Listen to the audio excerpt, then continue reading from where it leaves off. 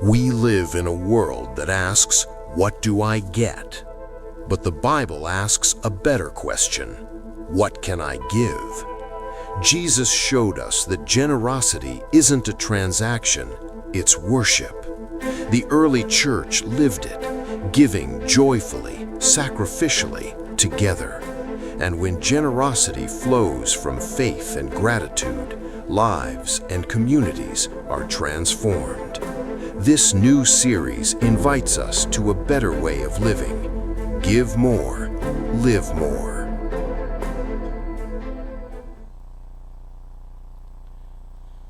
Good morning. Good morning to everyone here sa Sanctuary and as well as to those watching online. Welcome to Word International Ministries Alabang, a church that loves God and lalo pag may regalo. Pakitingnan nga po yung mga katabi nyo. Pakitingnan nga. Yan. Pakisabi, kapatid, masaya akong andito ka.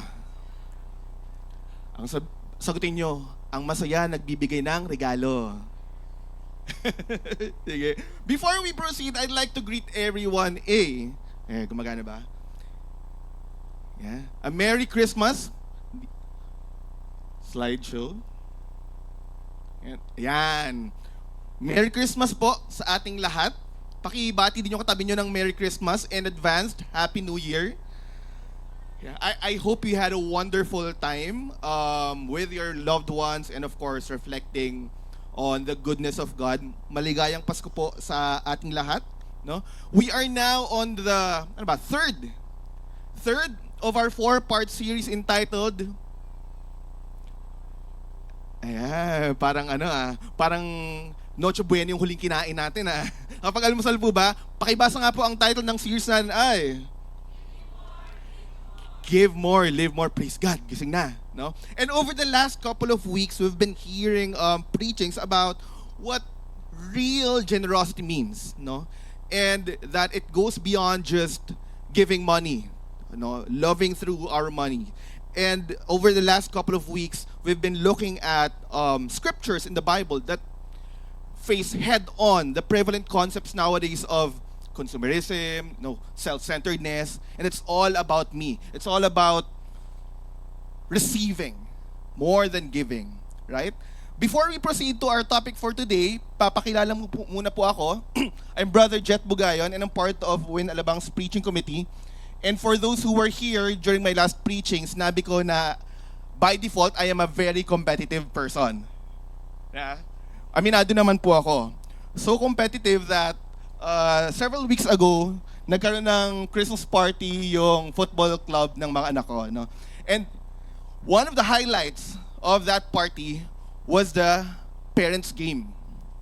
Yeah. So yung ang nangyari, once a year kapag Christmas party, yung mga parents na naglalaro ng football. Parents versus parents. Tapos yung mga kids na sideline, sila yung sumisigaw sa mga magulang nila. So once a year, the tides turn. Usually kasi pag yung mga bata naglalaro, kids, run! Run! Go faster! Ngayon, eto yung payback. Eto yung chance sa mga anak namin na, Daddy, why are you not running? Anak, I'm 40 years old. Daddy, sprint! This is my sprint. Pero, that game, sabi ko, I need to bring out my competitive side. Right? I said, kailangan naming manalo. And I needed to score. 1, dahil nga competitive ako. At 2, para walang bali yung anak ko sa akin. Kailangan makita ng anak ko na nakascore ako para, pagdating namin ng bahay, wala siya masasabi. Hey, you got nothing on me. I scored. Okay? Truth be told, I like winning. And we all like winning. Sino po ba dito yung gumising isang araw at nagpray, Lord, today, gusto kong matalo sa buhay? Yeah? Meron po ba? Or sino yung mga nagpunta ng Christmas party? Christmas party, tapos alam nyong may raffle. Kawawa naman kayo, walang nag-Christmas party sa inyo? Sino po dito nagpunta ng Christmas party na may raffle? Sino dito yung nanalo? Di kayo na. Kayo na ang mga pinagpala. Okay? lahat siguro na nagpunta sa Christmas party at alam nilang may raffle, deep inside, whether you admit it or not, Lord, baka naman. Yeah, honestly, that's how I pray kapag may raffle. Lord, baka naman. Pwede, no? Baka pwedeng panalunin mo ako, right? During the recent Christmas workers Christmas party, I think one of the grand prize winners was Tita Aida. Ano ba si Tita Aida? Ayan, no? Yeah. Perang cash prize yan, right? It feels good. It feels good to win, right? Be it sa sports, sa career, right? Even arguments. Diba? Gusto nating nanalo. And at some point, we've all felt that feeling of winning. And it feels good. Because in general, in this world, when we win, we gain. Ano po ba? Right? When we win, we gain. It can be, again, yung raffle prize pera. Sports can be your trophy, your medal. But for me, the best part is, you win the bragging rights. Diba? Tama po ba? Kids nowadays, I don't know kung it's still a thing, but kids nowadays might not understand the feeling of playing street ball, basketball, sa kalsada, sa plaza. Tas ang pustahan, ice tubig. I don't know kung alam pa ba ng sino dito yung mga Gen Zs? May Gen Zs ba dito? Yan. Pastor Paul, excuse me. Lagpas tayo ng 1 year sa pagiging Gen Z. Yung mga Gen Z to, alam niyo ba kung ano to? Gen Zs. Have you ever once tried drinking ice tubig? Gen Zs. Maybe not. But during my time, pag basketball, not I'm saying okay ang pustahan na, but when we were kids, pustahan sa basketball, ice tubig.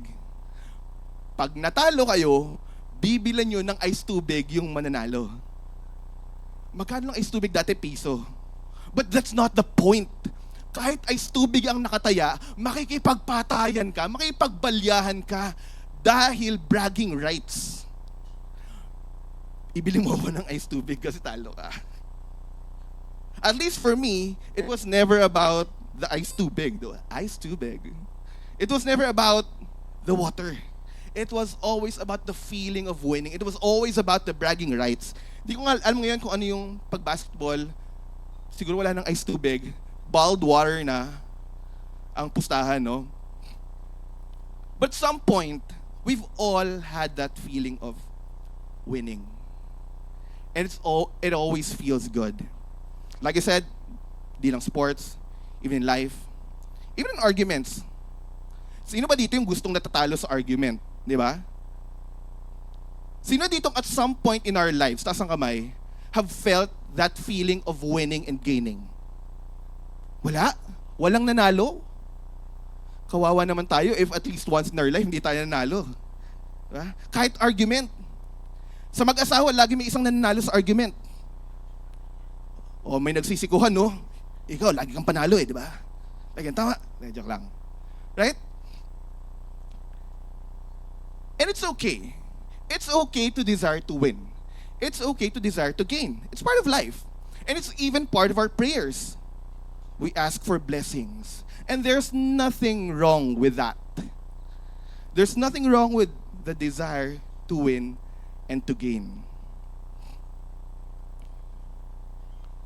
And we all know from what we've heard over the last couple of weeks that, yeah, it's okay to win. It's all okay to gain. But it's better to receive. It's better to give.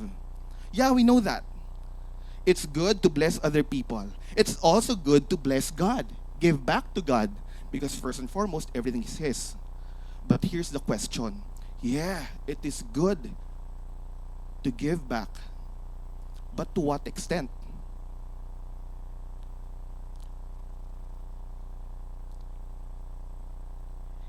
What if God asked us to give up something, to lose? We can probably say yes. But will there be a limit to our obedience? To our point of letting God win and letting ourselves lose? Lahat tayo, we all have that one thing that we hold on to. But what if God tells us to surrender that one thing we love the most? What if what it means to lose is to give up that one thing we hold on to? Imagine mo, meron kang isang regalong ang tagal-tagal mong gustong makuha.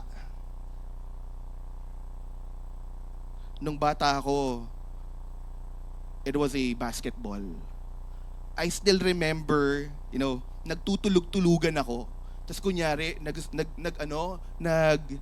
nagsasata ako in my sleep. Pero gusto ko ng basketball. Parang parinig sa parents ko.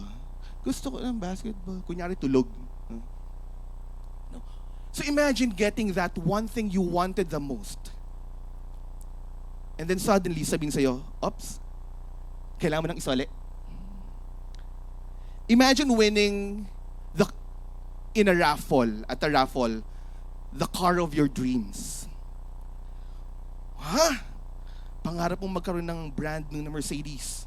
Napanalunan mo sa raffle. Pagkaupo mo, sir, kailangan mo na po siyang usole. How would that make you feel? What would be the questions you would be asking? What would be the thoughts in our heads? The other thing is, sige, God wants us to surrender something, but what if it doesn't make sense? Have you ever come to a point na may pinangako sa inyo ang Diyos? But then here He comes demanding something, putting you in a situation that doesn't align with that promise. Lord, it doesn't make sense. You promised to bless me, but now you're demanding from me that one thing that I have. It doesn't make sense. I've been there. And lastly, I'd like to ask this question. Kung ilalagay tayo ng Diyos sa lugar na He would demand something big of us, can we actually obey outwardly but deep inside our hearts are fighting? Is it really possible to surrender with our hands but not with our hearts? These are some of the things we will try to answer today through our passage.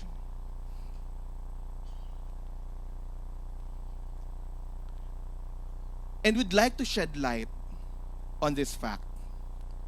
Pagdating sa mundong ginagalawan natin, we've been trained to think that winning is gaining. You win, you gain. You get a prize. And when you surrender, you lose. But not to preempt, we'll see from the scripture that in God's rule book, it's the other way around. Sa basketball, in the middle of the game, pag nag-time out, bumuli ako ng ice tubig at iniabot ko sa mga kalaro ko, it means I'm giving up, I'm surrendering. But it's not the same in God's rule book. The title of today's message is Winning by Surrendering. Again, the world teaches us that when you win, you gain. When you surrender, you lose. But in God's rule book, when we surrender, we win. And if there's one thing I want all of us to remember today, it would be this line. We win through surrender to the faithful promise keeper. Pakibasa nga po ulit. 1, 2, 3. Our scripture for today will be coming from Genesis 22. No? We'll be going through through parts of this entire chapter, but we'll kick it off by reading verses 11 to 12. Samahan niyo po akong magbasa at the count of 3. 1, 2, 3, verse 11.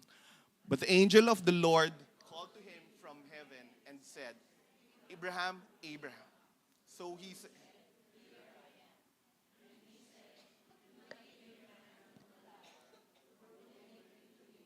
for now I know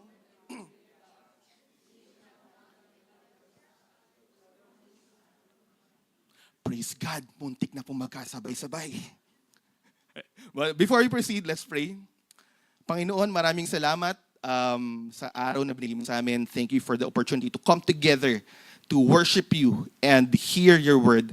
Lord, open our hearts. We invite you to come in and teach us, God, how to really love you and other people by being willing to surrender all that we have to you. Panginoon, show us how good it is to open our hearts to receive you with all that we have and with all that we are. Allow us and teach us to love you, withholding nothing back from you, Panginoon, until our very last breath.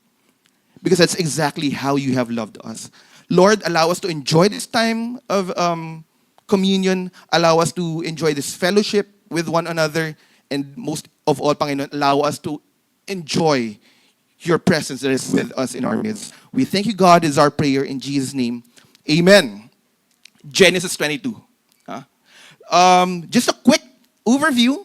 Genesis, it's a historical narrative. Pag sinabong narrative, nagkukwento. So you take it at face value. When we read the Bible, it's a narrative. We take it as at face value. No? It was written, traditions say na it was probably written by Moses. It was authored by Moses, along with the first 5 books of the Old Testament. No? May mga disputes on that, but it's not as important as the who it was written for and why it was written. It was written, ang audience niyan was Israelites journeying in the wilderness from Egypt. Ito yung mga Israelitang pinalaya sa pagkakabilanggo, no, sa Egypt for 400 years. And they were journeying from Egypt to the Promised Land. It was a long span of period. And during that time, imagine mo, ang tagal nilang captive sa Egypt.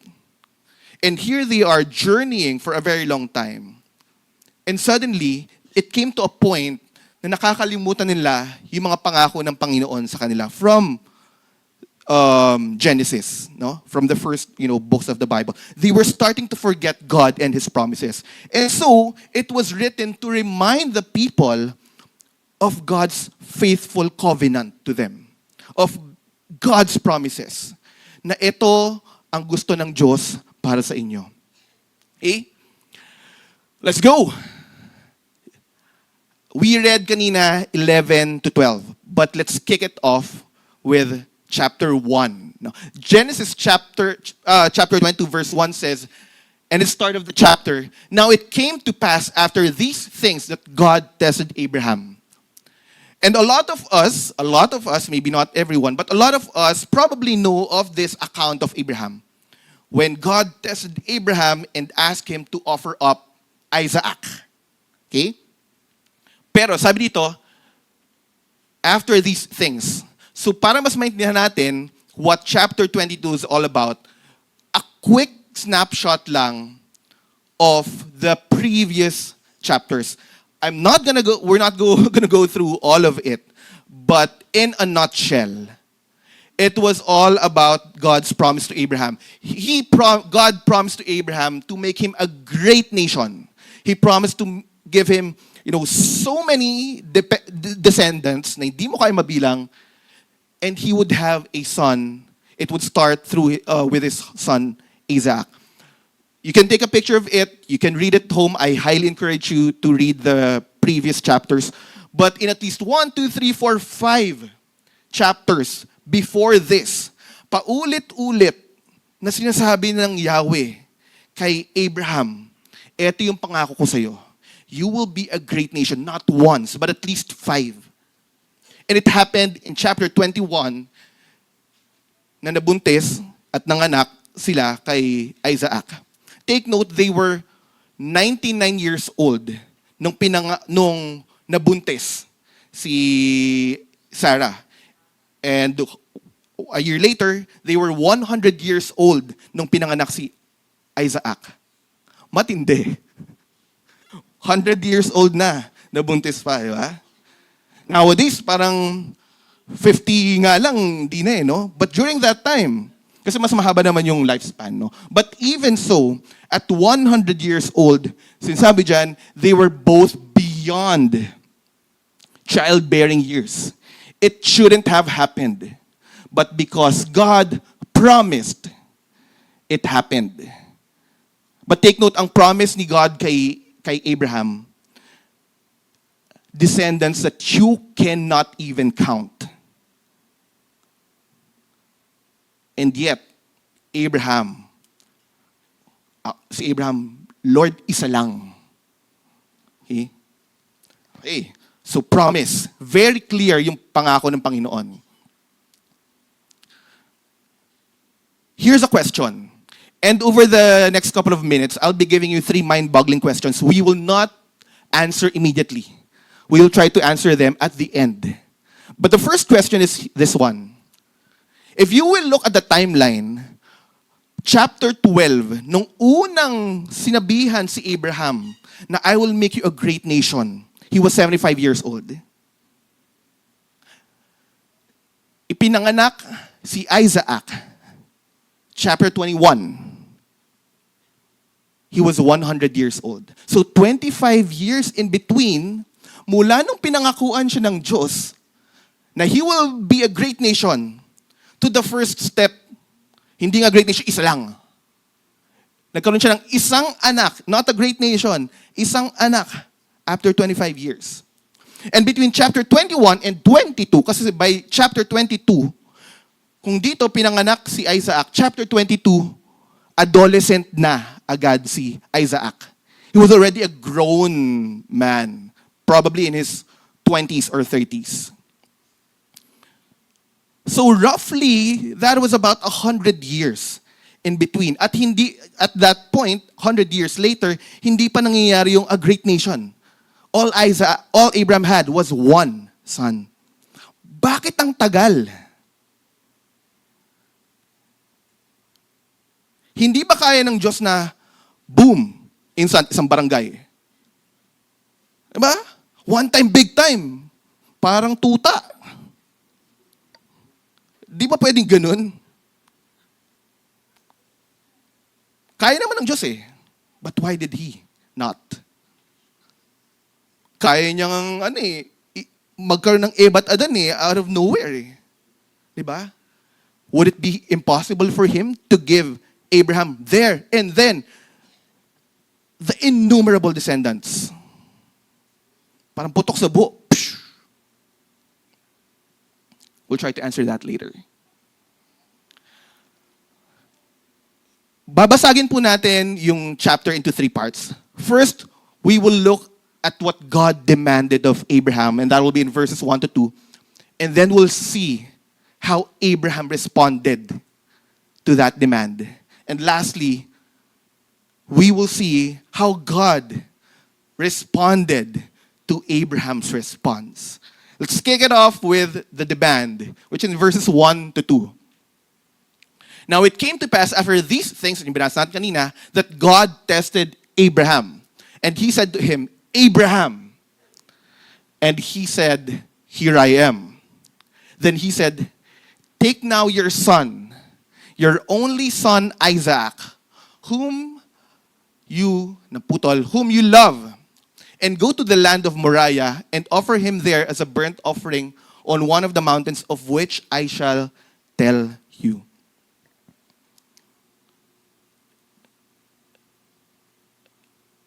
Imagine that scenario. Idinikdik pa ni God. Pwede niya sabihin na, bring your son and offer him. In-emphasize pa ni God na, your son, your only son, whom you love. Alam mo na nga, Lord, na nag-iisa. Alam mo na nga na mahal ko, 100 taon ko inintay. Habol pa sa last trip. Tapos, hihingin mo ngayon, ganun-ganon.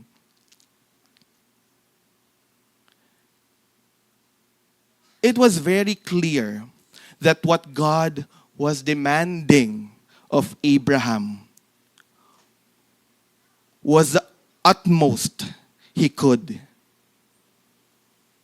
Kung meron isang pinakamahalagang bagay kay Abraham at that point, it would be Isaac. At that point, he was the only son who was with him.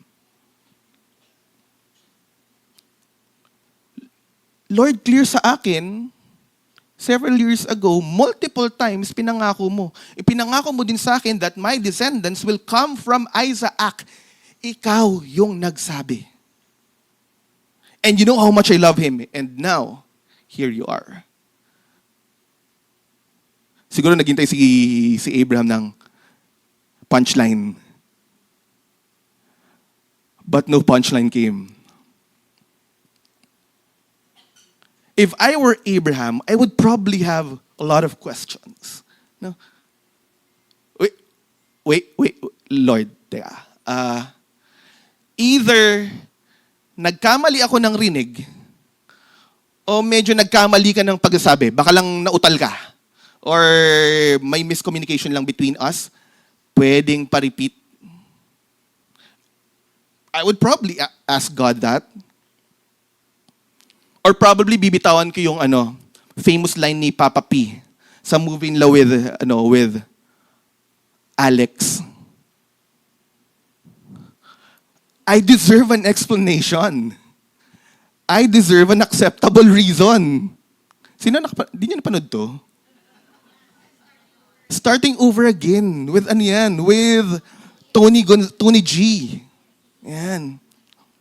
So, sasabihin ko kay God, Lord, teka, I deserve an explanation. Make me understand. I deserve an acceptable reason because all this is not making sense. But that was all God said. Ang tanong, ano yung next move ni Abraham? Did he ask the questions that I would ask? Not to preempt, but no. Let's go to how Abraham responded in verses 3 to 10. Abraham surrendered. No questions asked. And his response over the next couple of verses would reveal the kind of faith Abraham had.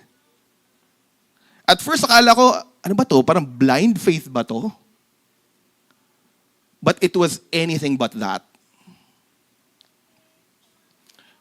Verse 3, so after sabihin ni God, bigyan ng demand si Abraham, anong ginawa ni Abraham?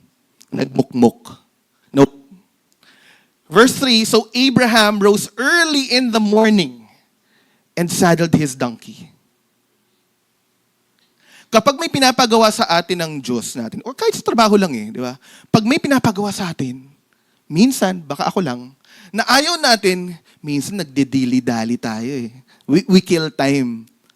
No? Or nga, pag may pinapagawa ang Diyos sa atin na ayaw natin, the tendency is to delay. Delaying tactics, baka mamaya, eventually magbago yung isip. No? Dili-dali. But no. What we will see of Abraham's obedience was that he obeyed without delay. Early in the morning, he started what God told him to do. Next thing he did was that he saddled his donkey, kumuha siya ng 2 young men with him and his son Isaac, and he split the wood for the burnt offering. During their time, kapag mag-offer ka ng animal, meron kang offering altar or table, lalagyan mo ng firewood, lalatagan mo ng kahoy, tapos ilalagay mo doon yung isa-sacrifice mo. Doon mo papatayin, tapos doon mo susunugin. You have a 100-year-old man nagsisibak ng kahoy. Imagine that. It already said there na meron siyang 2 young men. And yet, he chose to do the dirty work himself. Minsan pag may pinapagawa sa atin na ayaw natin, the chances are, we'll find someone else to do it. At least part of it. Dahil nga ayaw natin eh. We delegate. Not that there's anything wrong with delegating. But in this case, Abraham did it himself. And he obeyed without delegation. Because it shows that he was set on doing it. Lord, pinagawa mo sa akin to. Gagawin ko to. Walang ibang gagawa nito kundi ako. Hindi ko iaasa sa ibang tao. Even if I'm 100 years old. Imagine ko nung 100 years old, nagsisibak ng kahoy. Ako nga lang, saglit lang nag-football, sakit na ng likod ko. After nung, it was a 10-minute game. Gusto kong maghanap ng medic. Abraham obeyed without delegation. And then what did he do in verse 4? So they traveled. Says, verse 4, on the 3rd day, Abraham lifted his eyes and saw the place afar off. So galing sila sa place called Beersheba. And pinapunta sila ni God sa Mount Moriah, which is traditionally known to be in Jerusalem. No? That's from here to here, it's about a 70-kilometer distance. And during their time, dahil nga wala namang sasakyan, they would travel by foot and look at the terrain, mountainous, rocky. It would take them about 2 to 3 days to get there. And it says, meron silang isang donkey. Isang donkey. I don't know, but if I were Abraham, being the father that I am, kung may maglalakad at may sasakay sa donkey, kung ako yon, baka Isaac yung papasakayin ko. Kakatayin na nga kita eh. Paglalakarin pa ba kita? Di ba? Parang lugi naman, no? Sige, ako lang maglalakad. No? 3 days. Can you imagine yung agony? If that were me, 3 days, iniintay ko yung time na darating kami dun para patayin yung anak ko. What would be the thoughts running through Abraham's mind for 3 days? Sobrang prolonged agony. Kung ako yun, Lord, kung inevitable to, ngayon na lang, wag mo nang patagalin. Bakit pa natin kailangan namin mag-travel ng 70 kilometers sa likod bahay na lang? Magpapakahirap pa ba tayo? You get the point? Bakit? Bakit kailangan dun? I would probably have a lot of complaints, a lot of questions. And I would not keep them to myself. I would explicitly ask God, Lord, parang mali yung decision natin sa buhay. But you know what? In all that time, not once will you read in Genesis 22 na nag-complain si Abraham or said anything or asked any question. Abraham obeyed without dissension. Walang reklamo. Walang tanong. Not that it's wrong to ask, but not once will you see there that he complained. Lord, ang layo. Lord, tagal. Pwede bang ganito na lang? He just obeyed.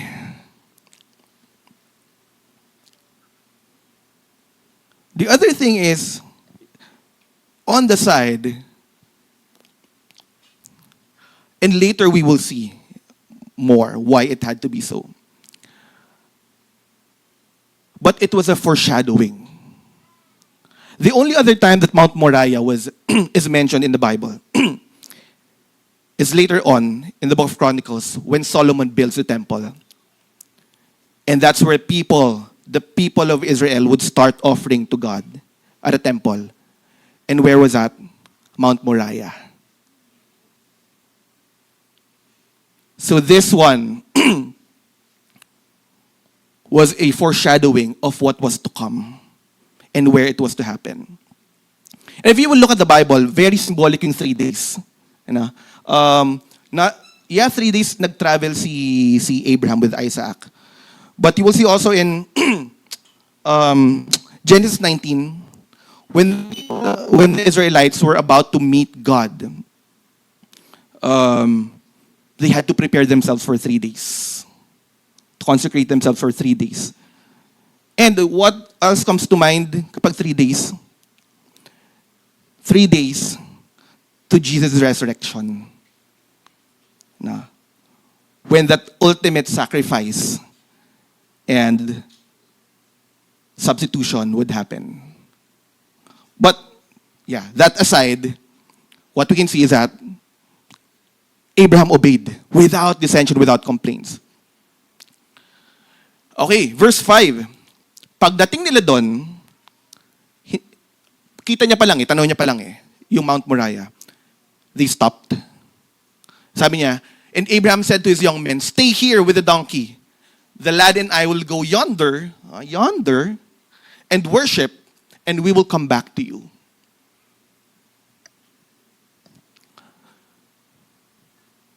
Ba't kailangan niyang iwan yung dalawa? You know, when you read the Bible, you ask questions. Because it's always, the beauty is always in the details. Bakit kailangan niyang iwan? May sinabi ba si God na parang kidnapper, huwag kang mag-asama ng ibang tao. Pumunta ka na mag-isa. Pag nakita ko may pulis, tutuluyan ko to. Diba? Wala namang sinabi si God na mag-isa ka. Wala. Why did he have to leave the 2 young men behind? Para lang magbantay ng donkey. Pwede namang isama Or itali niyo yung donkey doon sa baba. Tapos sasama niyo yung 2 young men. But imagine this. Imagine this scenario. Imagine ko nung binabasa ko to. Kung sinama niyo yung 2 lalaki, young men, you would assume these are in their prime, in their adolescence. Strong. No? Kung ikaw yung isa ka sa 2, nakita mo si Abraham, itinatali yung anak niya, tapos papatayin, anong gagawin mo? I-cheer? Siyempre, di ba? Kahit na master mo yan, magdadalawang isip ka, teka, pipigilan ko ba to? Pipigilan ko ba to? Baka mamaya pinagdadaan lang to si Abraham, baka hindi niya alam yung ginagawa niya. Baka mamaya, pag nangyari to, bumalik siya sa ulirat niya, nalaman niyang hinayaan nating patayin niyo yung anak niya, yari din tayo. Can you imagine what could have happened if the 2 young men were there? They could easily overpower a 100-year-old lolo. Tatay pala during that time. They could easily overpower si Abraham. So it was Abraham making sure that he obeys without distraction. That nothing, I have nothing, ayaw. Yan.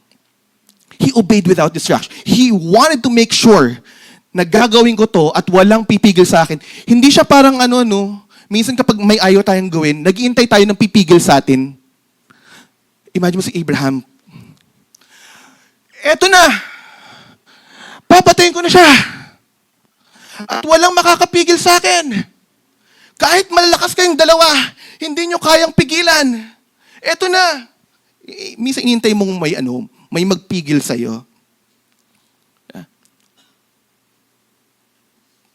Parang imagine meron kang jowa na unbeliever. No? Tapos yung sabi ng mga Christian friends mo, that's not gonna end well for you. 10 yung nagsabi sa'yo na it's not gonna end well for you. Ayaw maniwala. Tapos may isang nagsabi sa'yo na, okay lang yan.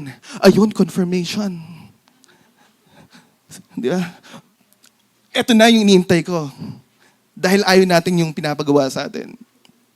We want to be distracted sa mga gustong ipagawa ng Lord when we don't want it. When it means a surrender. When it means that we need to give up something.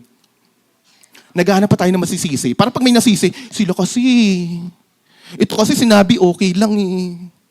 Ito kasing dalawang to pinigilan ako eh. Lord, tutuluyan ko, pinigilan ako. Nanigurado si Abraham. He knew that if he had to obey, he would make sure it happens.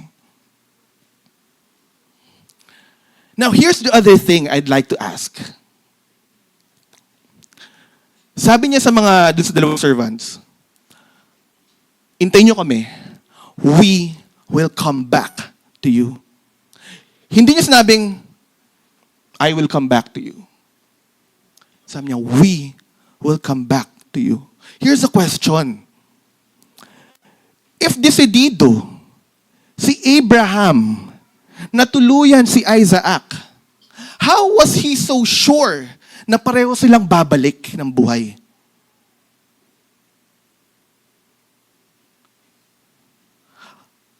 Paano yun? Ano ba? By we? Ang ibig niya bang sabihin? Bit-bit niya? Hindi, isusunugin eh. Abo yan. Wala kang katawang ibabalik. Nagbabluff lang ba siya? Kasi pag sabi kong, I will come back to you, baka magtaka yung dalawa. Pwede niyong sabihin na, intay kayo dito, period. Bakit kailangan niyo sabihin na, intay kayo dito, babalik kami? Such confidence. Paano yun? Kung desidido nga siya.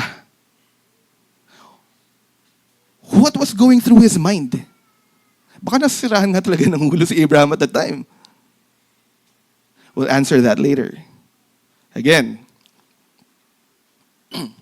Verse 6 to 8.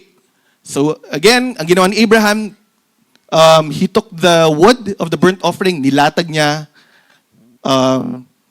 nilagay niya kay Isaac. So at this point, you would know that Isaac was, at least in his adolescence, kaya niya magbitbit ng panggatong eh. Right? So when they were walking, sabi ni Isaac, my father. Tinawag kang, my father, lambing. Here I am, my son. Tay, may panggatong, may dala kang apoy, so siguro may parang torch. Pero, asan yung hayop? Asan yung hayop for the burnt offering? Isaac, this is sus.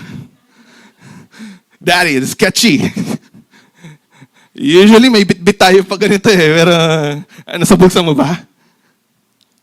Ang sabi ni Abraham, my son, God will provide for himself. Alam niyo po, kung imagine ko talaga, ako si Abraham yan. Tapos tinanong ako ng anak ko ng ganun, knowing na what I was about to do, baka kinain ako ng lupa, hindi ko alam yung isasagot ko, I would probably break down. Naku, huwag kang magtanong, utang na loob. Daddy, sinong offer?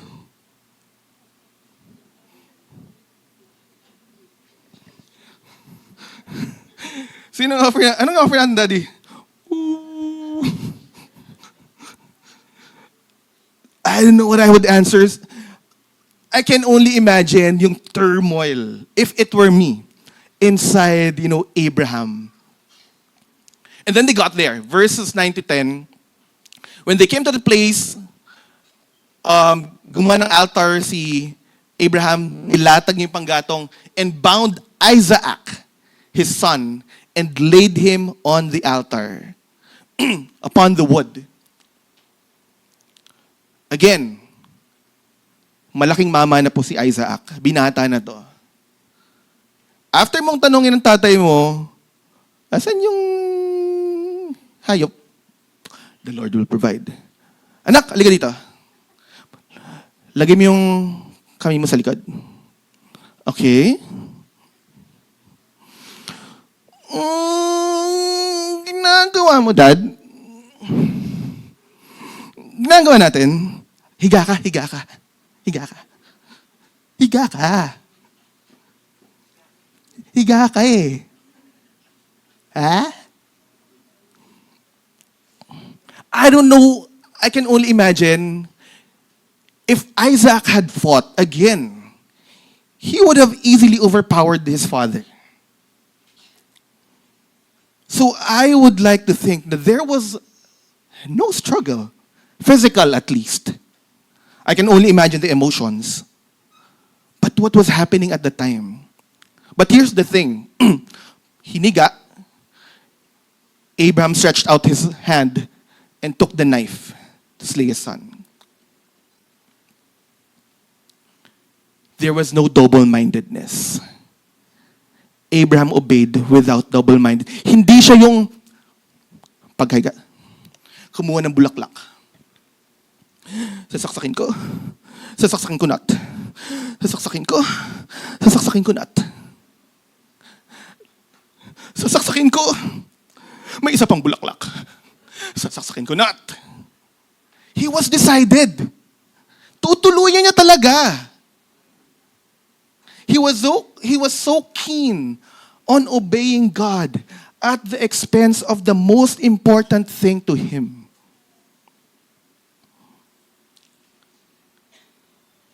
So what we've seen so far is that this was the kind of faith Abraham had. The kind of obedience that he had. Weird. Unthinkable. Na kung hindi natin malaman what was going through his mind, malala, may tama to si Abraham. He obeyed without delay. He obeyed without delegation. He obeyed without dissension. He obeyed without distraction. And he obeyed without double-mindedness. Solid. And then what happened? Let's go to the last part. In verse 11 to 8, we will see God's blessings. Verse 11, it's a prank. Buti no, hindi yung angel biglang lumabas. Buti medyo hindi na-distract yung angel. Nasaksak mo na, ay wait, prank, uy! Teka lang! Inasaksak na agad. I-rewind niya pa. Huh? Well, lumabas yung angel, sabi, Abraham, may urgency. Kasi dalawang beses na. Una sabi niya, Abraham, kanina. Ngayon, mabilis, Abraham, uy, wait. Chill, bro. It's a prank. Do not lay a hand on the lad or do anything to him. To begin with, if you will read the Bible, even the Old Testament, Yahweh detested human sacrifice, especially child sacrifice. Na? So, no yon talaga sa sa Lord. Okay? And then he said, now I know. Now I know that you fear God since you have not withheld your son, your only son, from me. Here's the third mind boggler for all of us. For most of us, we know that one of God's attributes is that He is all-knowing. Omniscient siya. Before this happened, did God know if Abraham will obey or not?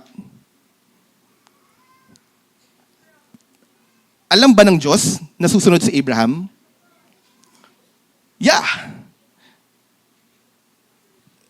Ano yung now I know? Doon lang ba nag-occur kay God na, okay, gets ko na ngayon. Gets ko na, napatnayan ko. Okay, check ka sa akin. If God is omniscient, if He is all-knowing, why does He need to test people to know their resolve? Kung alam naman pala ng Lord na susunod si Abraham, bakit niya kailangang itest ang mga tao? Ano yung now I know? We'll answer again in a while. So after siyang pigilan, it's a prank, so Abraham lifted his eyes and looked, and may nakita siyang ram caught in a thicket by its horns. So Abraham went and took the ram. He slaughtered it, and he called that place, "The Lord will provide." Sa mga movies, kapag na-save nung bida, yung mga mahal niyang kinidnap, anong una niyang gagawin? Di ba? Minsan, nanood ng movie, sa labas na kayong maghalikan, sa labas na kayong magyakapan. Diyan pa kayo nagyayakapan. Di ba? Pero ang instinct mo, sinabihan ng Lord, okay, hindi mo kailangang i-offer. Kakalagan mo yung anak mo, yayakapin mo, mag-iiyakan kayo. That's what I would do. Right? Ginawa ni Abraham, okay, huwag mo sasaktan yung anak mo. Okay, Lord. Ay, may ram.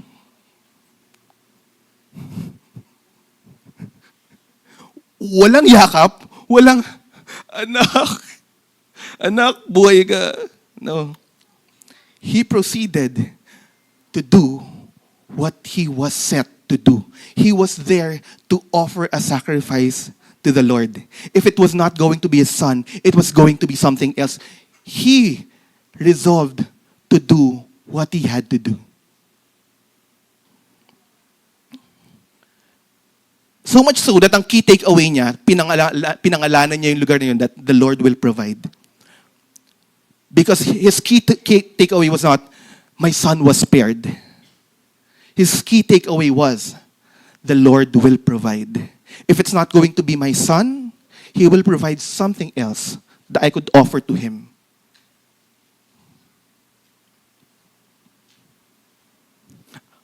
Ang malas lang talaga ng tupa, no? Kung may pinakamalas sa mundo, yung tupang yun eh. Wrong place at the wrong time. Well, right place, the right time for Abraham, no? Pero imagine mo, nakikiusyoso ka lang, sumabit yung sungay mo, tapos nag-eye to eye sila ni Abraham. Uh-oh. I'm cooked. Literally. Malas, no?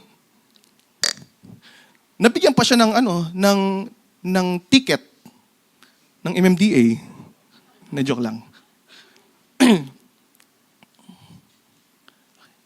Okay. Sorry.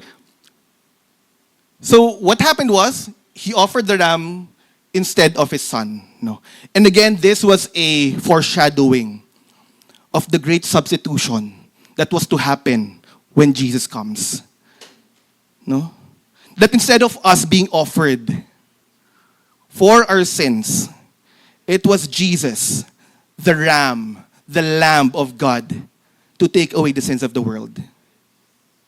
It was a foreshadowing of what was to come. And it was all because Abraham had the honor of giving a foreshadowing of Jesus' act just because he obeyed. Sarap nun. I think one of the greatest privileges you could have in the Old Testament was to be one of the people to foreshadow the coming of Jesus. And he had that privilege. And so, it didn't stop there. No? Hindi lang, okay, save na yung anak mo. God reiterated his covenant with Abraham that he will be blessed, he will be multiplied, and his descendants shall have possessions over territories. And it was after this, after 100 years or so, na nagsimula talaga yung multiplication of Abraham. Out of Isaac, dahil nga umuwi siya ng buhay, out of Isaac came Jacob. And Jacob fathered the 12 tribes of Israel. And the rest is history. Abraham became the father of all nations. Again, all because he obeyed. But the one thing I'd like to highlight here is that dito, sinasabi descendants, but here in verse 18, it says, in your seed, all the nations of the earth shall be blessed. If you look at Galatians 3:16, the seed here is not Isaac. It's not his descendants.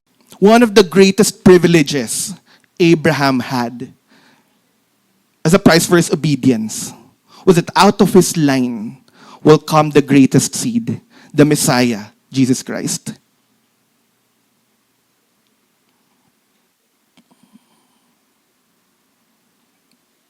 So let's try to answer the questions kanina. Unang-una, bakit sure na sure si Abraham na uuwi silang dalawang buhay? If you look at Hebrews 11:17-19, it says here, but by faith, Abraham, when he was tested, offered up Isaac.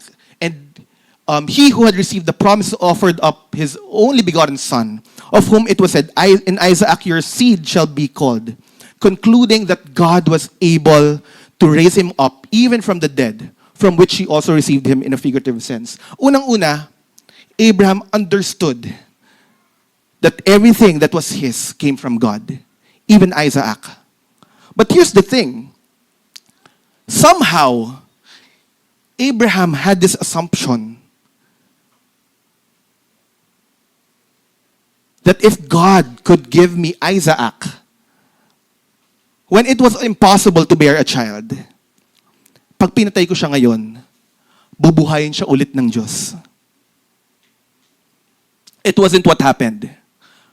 But he had that in his mind.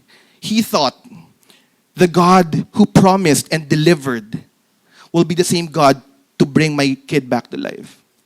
For us nowadays, when we read in the Bible na, oh, someone was raised from the dead. Wow! But it's not isolated. It's not unheard of. Jesus was raised from the dead. He did it to Lazarus and to several other people in the Bible. But we need to understand, but during this time, wala pong precedence si Abraham ng any person being raised from the dead. The first person to be raised from the dead is in 1 Kings 17 through Elijah. And that would happen 1,000 years after this. Walang precedent si Abraham ng any person that was raised from the dead during this time. But even so, even if it was unheard of, it was enough for him. Because his surrender was founded on what he had seen of God. And that was enough. He didn't have to see God raise anyone from the dead. He just had to see God deliver on his promise. And to him, that was enough. It didn't matter how. All that mattered to him was the who. It doesn't matter how God does it. All I know is that God is faithful. He will deliver. He has delivered before. He will deliver again. And that was enough. Second question. So, kung alam pala ng Diyos, yung gagawin natin, why does He have to test people? Why did He have to test Abraham? Why bother? In chapter 15, previous chapters, it says, nung binigyan ng covenant si Abraham, Abraham believed in the Lord, and He accounted it to him for righteousness. That was faith. It was faith credited to Abraham. But we will see in James 2:21-24, it says here, do you see that faith was working together with its works? And by works, faith was made perfect. It's one thing to believe in God's promises, but it's another to be willing to give up everything just to obey God. That's why faith and works go together. So why did God have to test Abraham? It was so that Abraham's surrender could substantialize his faith with works. It was for Abraham to have works back up his faith. That moving forward, hindi lang ang bit-bit ni Abraham, naniniwala ako. May bit-bit siyang history that when I obeyed God, even when it would cost me a lot, this is what happens. I obeyed God by offering up one, by being willing to offer up one. And this is what happened. I got a multitude. It was not for God. Kasi alam na naman ng Lord ang gagawin ni Abraham eh. It was for Abraham to have works back up his faith. And that's also why God, gives us tests. It's not for him. Whether we fail or we succeed dun sa test, it doesn't make him less or more of a God. It's more for us to have works back up what we say, what we have in our hearts, what we have in our minds. Congruent ba yung faith and actions natin? And lastly, why the very long time? Bakit hindi instant?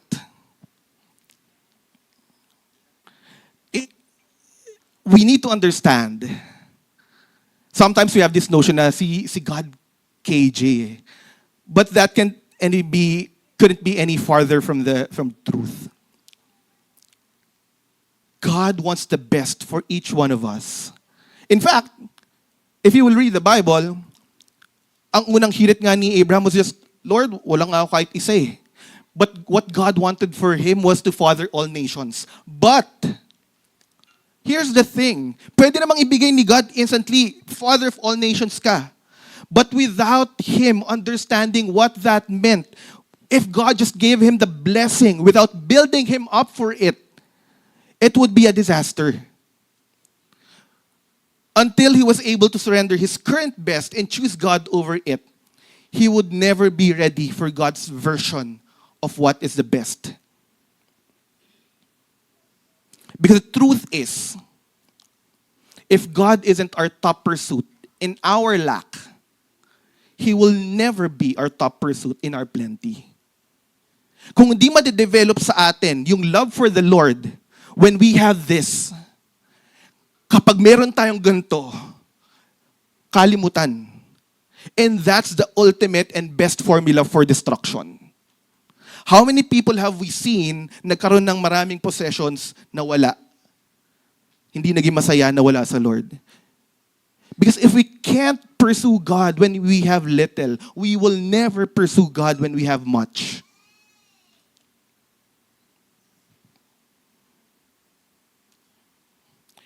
And so Abraham's surrender of his best opened the floodgates of God's blessings. Now here's the thing. Here's the question. Anong kinalaman ng lahat ng to ng story ni Abraham sa giving? I thought our topic this series is giving, right? If you're here and we think we're generous to other people, we give our tithes, that's generosity. Yes, that is generosity. That is obedience. And I praise God. I know that God will bless you abundantly. But that is just the tip of the iceberg when it comes to generosity. Generosity is really all about being willing to give everything that we have in pursuit of the Lord.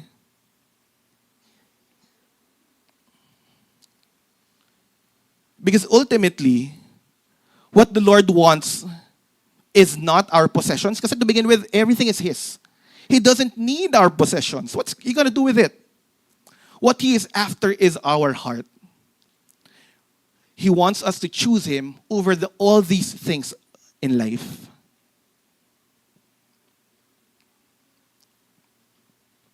Yes, the world tells us that when we surrender, we lose.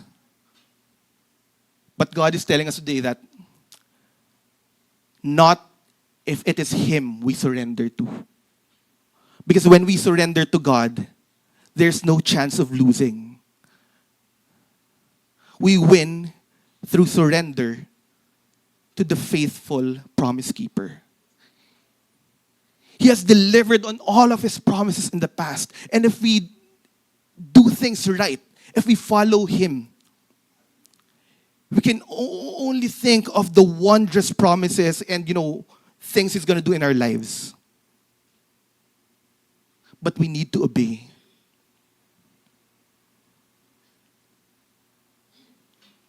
And the thing is, if we can't love God, if we can't give him everything, how much more can we love other people?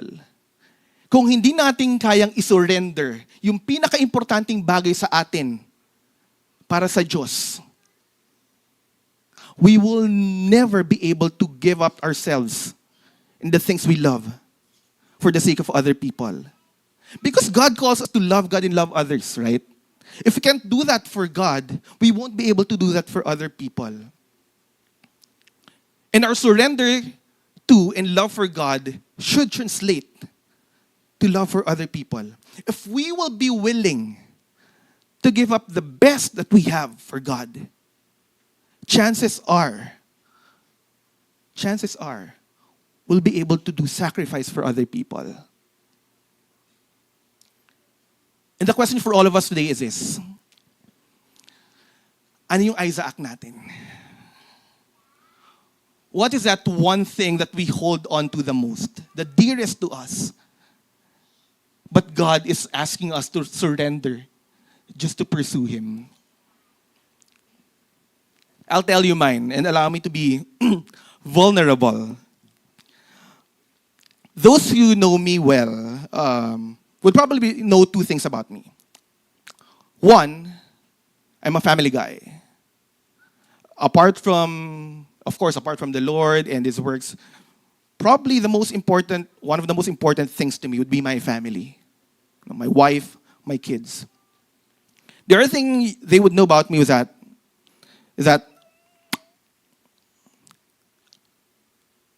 I'm a person who likes things well planned. I don't like surprises. Unless regalo or birthday.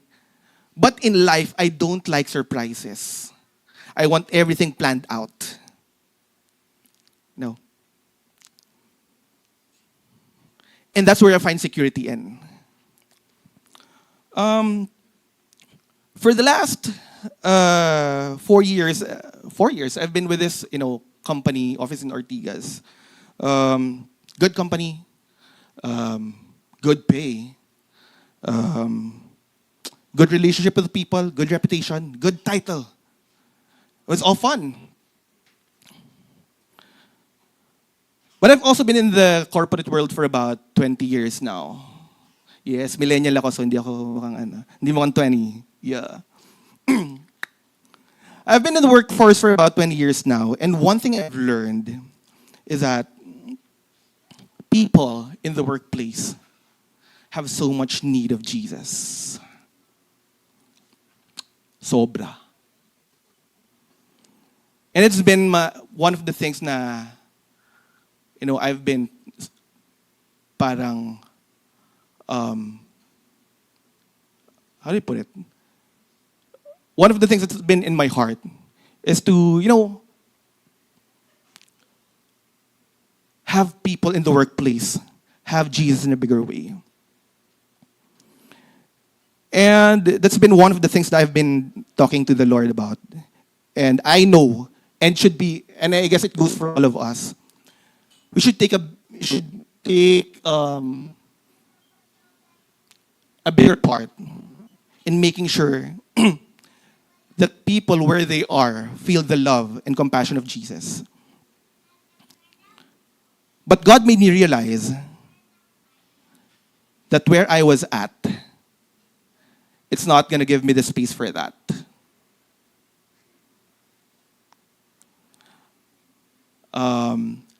God made me realize that I had to quit that good job with all of the good things ASAP. Knowing me, that's weird. Kung bata lang ako, binata ako, it would have been an easier, not so easy, but it would have been easier, yes. Pero may asawa ko, may 2 anak ako. God, are you telling me to quit my job now? What if I don't find a new job soon? What if this depletes our savings? What's going to happen to my family? Lord, what if I don't find a job that pays just as much? You know, sayang naman yung nabuo ko ng name here and all of that. Lord, 4th quarter ngayon. Mas mahirap pumanap ng trabaho kasi mga tao naghihintay ng bonus. So, the soonest na magkakaroon ng opening na magaganda niyan, mga 1st quarter of next year na. So, it doesn't make sense. Doesn't make sense. None of it was making sense. But my wife and I talked about it. And 2 things we got from the Lord. 1, the Lord will provide. 2, who am I to deny what the Lord can do?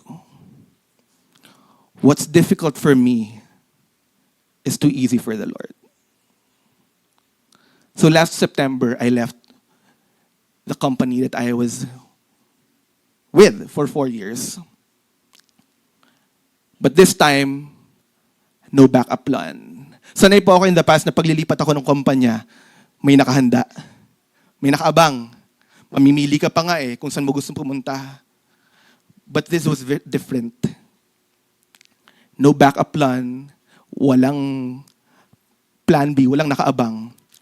Just a mindset na, God, if we're gonna do this, let's do it your way. So lots of applications, interviews, but I said, Lord, if we're gonna do it this time, let's do it your way. I don't want multiple job offers.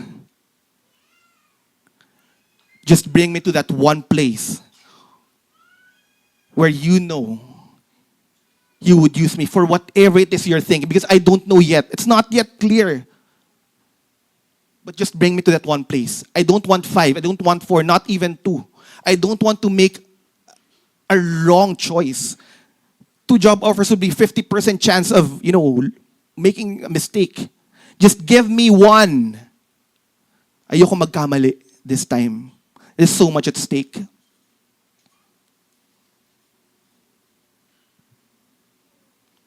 It was also the time na the church leadership started to look for a new church building. And I think in the several weeks ago, no, pinakita nila pastors and the project ni Mahaya, the church will be moving to by next year.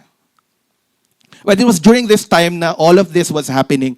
This was taken, ito po yung building, so nasa labas kami ng building, ng new church building.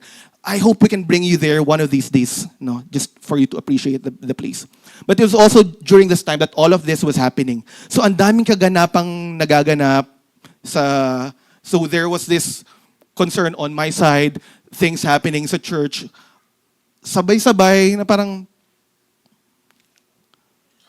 lupit ng sense of humor ni God, no? A lot of things happening. And then it happened. After a few weeks, lots of applications, lots of interviews. 1. Not 5, not 4, which is weird. Just 1. Materialized, 1 job offer. This is where the church will be. Ito po yan. The job I landed is here.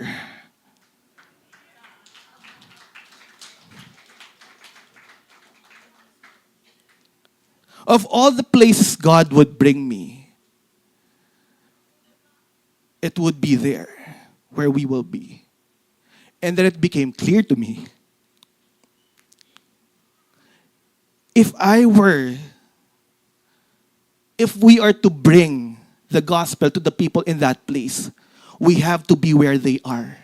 We have to understand what they are feeling, what they are going through, what their needs are. We have to be there.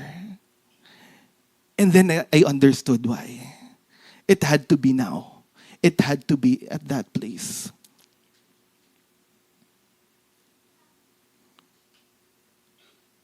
Yun po yun. Ay, ito yung building ko. So tatawid lang ako, andun yung bagong church. Yeah. 200 meters to be exact. And as for my Isaac, the family I put on the line.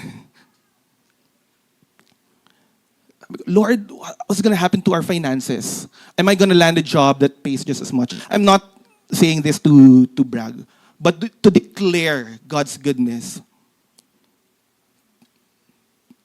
God gave me a good salary, even more than what the basic was even more what I was getting. And kung dati ang travel time to my office sa Ortigas, 1 hour 45 minutes. Wala pang 30 minutes na sa bahay na ako ngayon. Yung dating palabas pala ako ng opisina, ngayon kalaro ko ng mga anak ko sa bahay. I was willing to surrender my family, their needs, just to follow God's lead, even if I still don't know what that would exactly mean. And this is what He showed me. And this is what I learned. Sulit. Because God gave my Isaac back and so much more. Praise God. Yan po yung mga pinagdadaanan ko nitong taong to. And indeed, we went through surrender to the faithful promise keeper. Amen?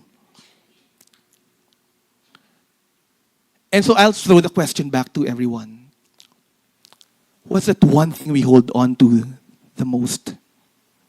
And are we willing to surrender it back to God if He asks for it? It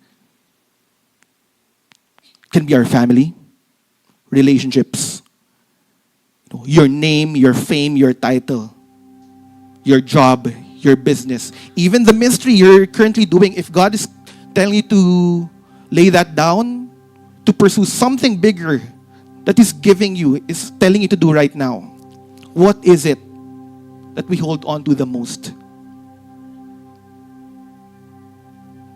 We need to understand that God, just like Abraham, wants so much for us. But we need to start by giving up the little that we have right now. Because in that surrender, only in that surrender, can we really open the floodgates of blessings. Because then, we will see that God is more important than all these things. Yes, those things are good. We care about them. That's okay. Hindi masama yun. It's not bad to, desire to have financial wealth, a house, offsprings, family, a good job, a good reputation. That's okay. It's okay to care about those things. And God also cares about them. But God cares more than those. God cares about us getting not just the okay things in life, but everything within His good, pleasing, and perfect will. He doesn't want us to settle for what's okay. He wants the best for us. And we can only handle the best if we will be willing to surrender.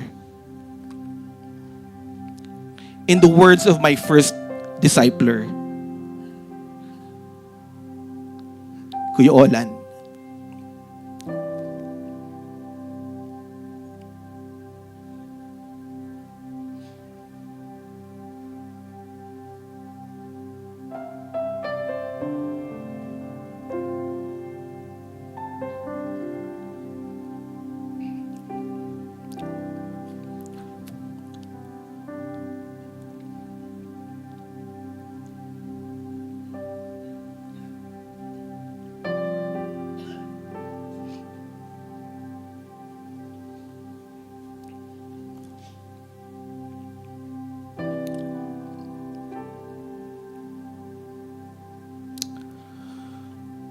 One of the best lessons na tinuro sa akin ni Kuya Olan when he was still alive was this. And he lived it out. Tumaya siya sa Lord. He pursued his calling. He counted the cost. He endured. And ito yung tinuro niya sa akin. When we were young, na binitbit ko up to this day.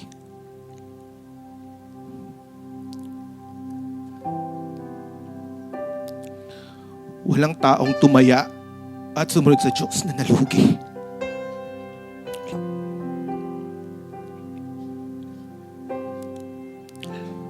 Wala ni isa.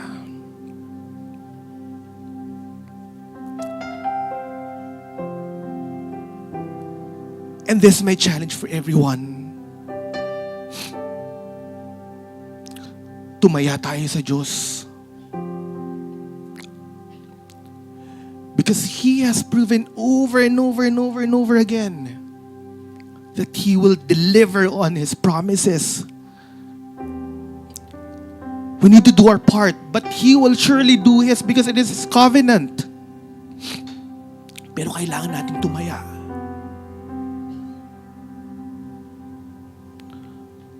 Kasi lahat ng tumaya sa Diyos nanalo.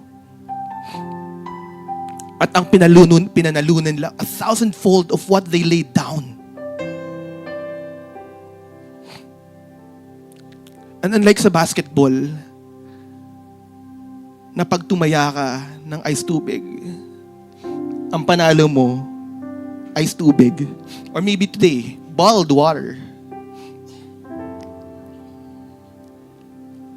Sa Diyos, hindi ice tubig ang panalo natin. Maybe Gatorade. Kasi sumakses na. Asinsado na. But God will definitely give us more than what we laid down. Because that is who He is.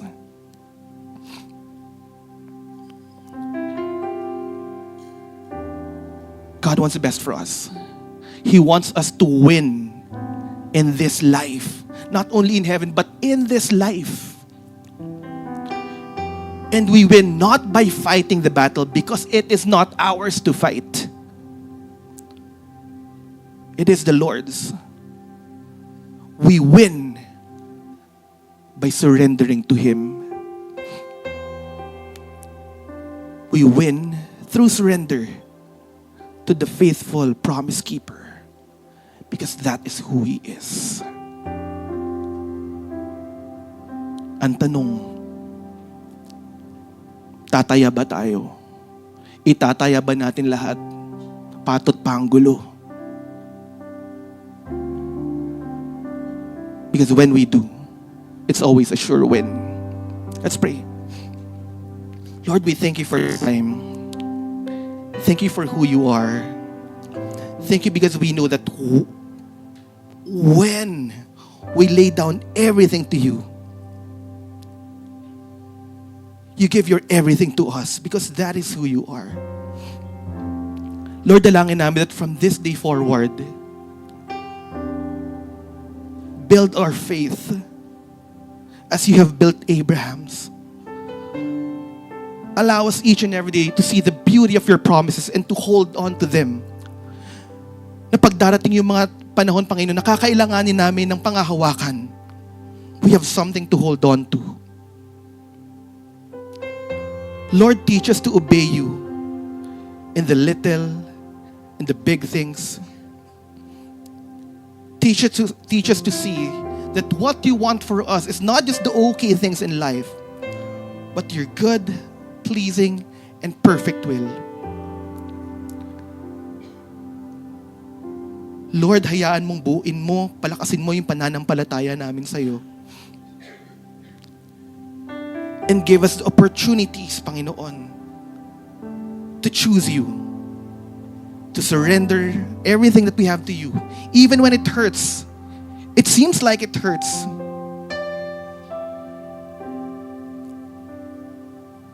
But knowing that what You have in store for us is far more than what we can ever think of. Maybe we be able to make that choice. Lord, we thank you for your goodness. We thank you for your faithfulness. We thank you for your generosity that nothing we can do ang makakatapat dun, Panginoon. Thank you for the kind of God that you are. All that we can give you is our hearts, and may it be enough for you. We know it is enough for you. To you alone be all the praises and glory. In Jesus' name, amen.